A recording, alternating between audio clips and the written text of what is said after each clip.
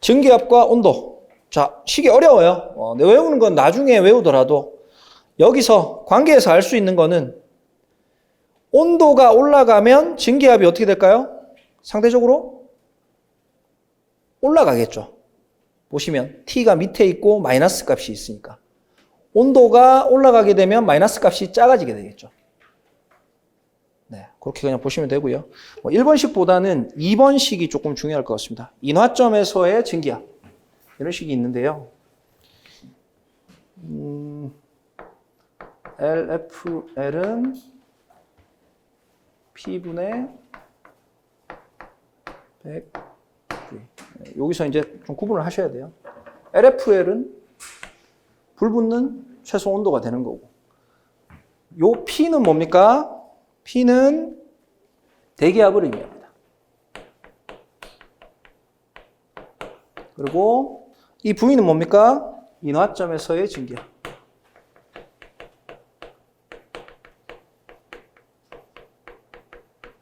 자, 이 식을 한번 변형을 해볼게요. 이렇게 하니까 좀 의미를 잘 모르겠어서 변형을 한번 해보면 100을 이쪽으로 내려볼게요. 100분의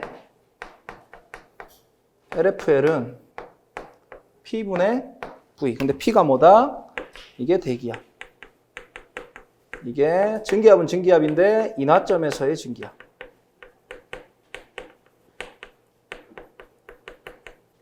돌턴의 분압법칙에 의해서 부분 압력의 합이 전체 압력이라고 그랬죠.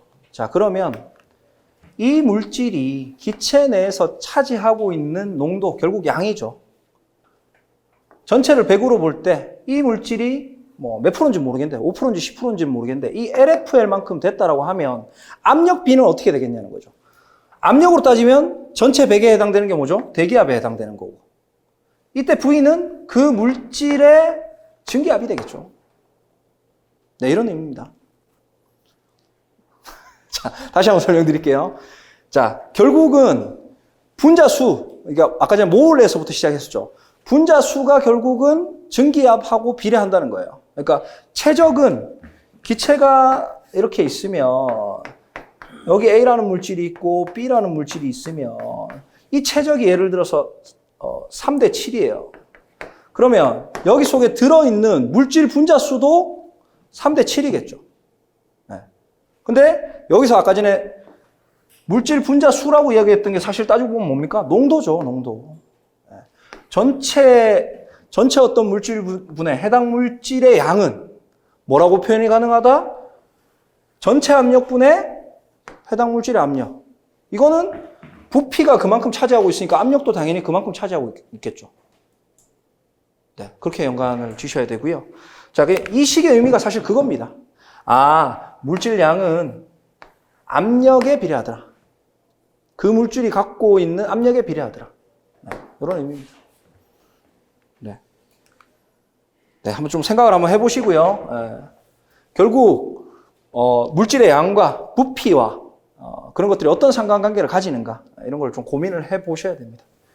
자, 다음 시간에 제가 한 번 더 언급을 할게요. 네. 복습을 좀 해보시고. 자, 3번 내용입니다. 인화점에서 혼합 가연성 가스의 연소한 농도. 식이 이렇게 되어 있는데요. LFL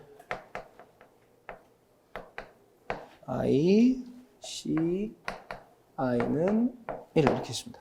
자, 이 식도 조금 봐야 되는데요. 자, 그러니까 시그마는 다 합친다는 뜻이에요. 그리고 I는 이게 이제 혼합물이 있으니까 혼합물이 예를 들어 3개 있으면 1번 물질, 뭐 2번 물질, 3번 물질 다 이렇게 합쳐가지고 이 값이 1이 나오면 그때가 인화점이다 이런 의미인데요. 지금 이제 이게 뭐냐면 LFLI 이게 어떤 의미냐면 그 해당하는 물질의 연소 한계의 값을 의미합니다. 예를 들어서 5%면 5%, 3%면 3%. 기준 물질의 어떤 값이 있겠죠. 아, 연소한이 지금 네, 뒤에 나와서 그런데 네, 뭐 지금 설명을 할게요. 앞에 언급이 됐으니까. 그래서 어떤 기준 값이죠. 그리고 해당 물질의 이거는 실제 농도예요. 예를 들어서 연소한이 5%인데 이 물질의 농도가 10%가 됐대요. 그러면 이 값은 뭐 혼합물질이 아니고 단일물질이라고 하면 이 값은 2가 되겠죠. 예를 들어서. 그렇다는 건 뭐죠? 1보다 큰 값이라는 건 뭐를 의미합니까? 인화점보다 높은 농도에 있다는 거죠. 그러니까 LFL보다 높은 농도에 있다는 거고, LFL보다 높은 농도에 있다는 거는 온도로 따지면 인화점보다 더 높은 온도에 있다는 의미겠죠. 네. 그래서 나중에 이제 문제를 풀어볼 텐데, 이거 이제 조건을 줘요. 그래가지고 뭐 해당 물질의 인화점도 줄 거고, 물질의 농도도 줄 겁니다. 근데 이게 혼합물이에요. 그러니까 혼합물의 농도와 인화점을 갖고 이 값을 구할 거예요. 이 값을 구해가지고 얘가 0.8이 나올 수도 있고 1.2가 나올 수도 있고 어떤 값인지는 모르겠는데 이때 나오는 이 수치를 가지고 뭘 해석할 수 있다? 그때 그 당시에 농도, 그러니까 온도가 이 물질의 인화점보다 높은지 낮은지 해석할 수가 있는 거예요. 자, 0.8이에요. 그러면 이때 그 혼합물의 농도는 그 혼합물을 하나의 물질이라고 표현한다고 하면 인화점보다 높은 상태입니까? 온도가 낮은 상태입니까? 낮은 상태죠. 1이 안 됐으니까. 이게 실제 농도니까. 이게 1보다 크면 이 농도를 넘어간다는 의미니까. 온도로 따지면 인화점을 넘어간다는 거죠. 그때 이제 해석할 때 씁니다. 이 식을. 그래서 이거 앞에 있는 거는 큰 의미가 없어요. 뭐 보시면 시그마 LFLI 그리고 CI 이렇게 돼 있는데 이건 다 합친다는 뜻. 이건 다 합친다는 뜻이고 혼합물을 해석할 거니까 I 그래가지고 뭐 첫 번째, 두 번째, 세 번째 그걸 다 혼합을 하겠다는 뜻이에요. 그래서 그게 1이 될지 안 될지를 따라서 인화점에 도달했는가 안 도달했는가를 해석할 수가 있겠죠. 네, 그럴 때 쓰입니다. 네, 뒤에 문제로 한번 보시고요. 자, 뭐 뒤에서 가도 뭐 설명할 기회가 있겠지만 비점 한번 보겠습니다. 지금 뭐 관련 각종 용어들을 조금 설명하고 있는데요. 자, 비점 보겠습니다. 비점은 끓는 점이죠. 끓는 점. 근데 우리가 이제 화재 측면에서 생각했었을 때는 얘를 어떻게 해석해야 되냐 이겁니다.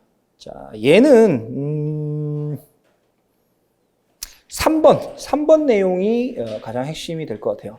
액체 표면이 상승할 수 있는 최대 액면 온도. 자, 이게 뭘 의미할까요? 자, 예를 들어서 물을 예로 들게요. 이게 이제 물이라 치고 물을 끓여요.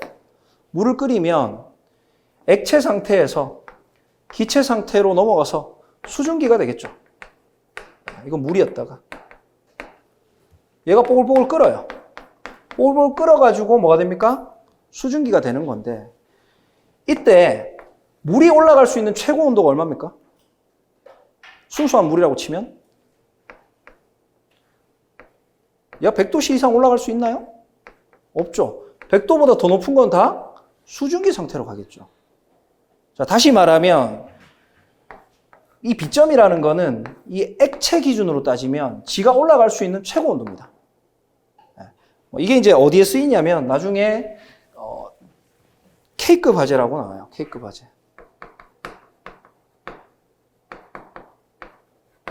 재발화 우려가 있는 식용유 화재를 이야기하는 건데요. 얘가 왜 재발화 우려가 있냐 이겁니다. 그러니까 일반 유류가 있어요.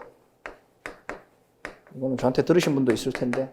그리고 K급 화재가 우려되는 어떤 식용유 같은 것들이 있습니다.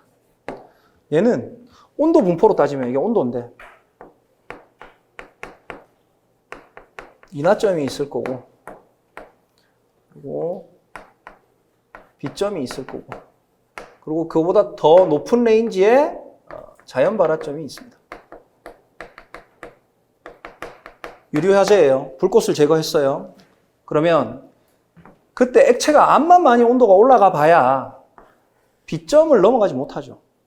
비점보다 더 높은 온도에 있는 액체로 존재할 수가 없으니까 여기서 불꽃을 제거하게 되면 자연 발화되지 않습니다. 근데 얘 같은 경우에는 성질이 이래요. 인화점이 밑에 있을 거고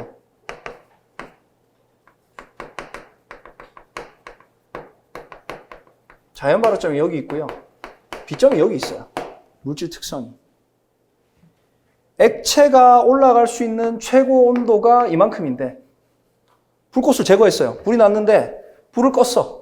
근데 얘 온도가 B점이 이만큼이니까 여기 어둠에 존재할 수 있는 거죠. 그러면 자연 발화가 다시 발생해 버리는 거야. 그럼 이게 어떻게 된다? 재발화 발생하는 거죠. 그래서 이런 건 어떻게 해야 되죠? 유면을 덮어야죠. 비누화 현상 같은 걸. 그래서 뭐 웨트 케미칼 같은 거를 별도의 약재를 사용을 해줘야 되는 겁니다. 그래서 이제 B점을 받고요. 네, B점을 받고 다른 측면에서도 많이 중요한데 일단 이 정도로 이야기를 하고요. 라울의 법칙 한번 보겠습니다. 라울의 법칙. 자, 요거는 뭐 책에 잘 설명이 되어 있습니다. 책에 보시면 일정 온도에서 혼합 용액 속의 각 성분의 증기압은 혼합물의 몰 분율에 비례한다. 자, 볼게요. 여기가 이게 이제 뭐 밀폐 뭐 이런 게 아니고요. 여기가 혼합물인 거예요. 혼합물. A랑 B랑 섞여 있는 거예요.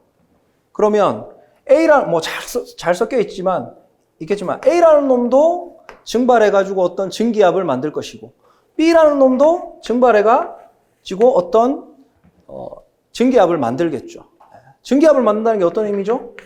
여기에 어떤 농도를 형성할 거다 이 말입니다.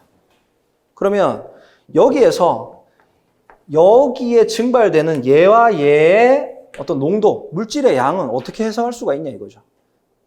그게 여기 섞여 있는 물질의 몰 분율에 비례한다는 거예요. 당연한 이야기 같죠? 당연한 이야기 같은데 보시면 여기에 예를 들어서 얘가 3몰 그리고 얘가 7몰 있어요. 그럼 여기 증기압, 즉 농도비도 어떻게 된다? 3대 7이 되겠죠. 네, 그런 법칙입니다. 그리고 그거를 문제로 한번 풀어보도록 하겠습니다.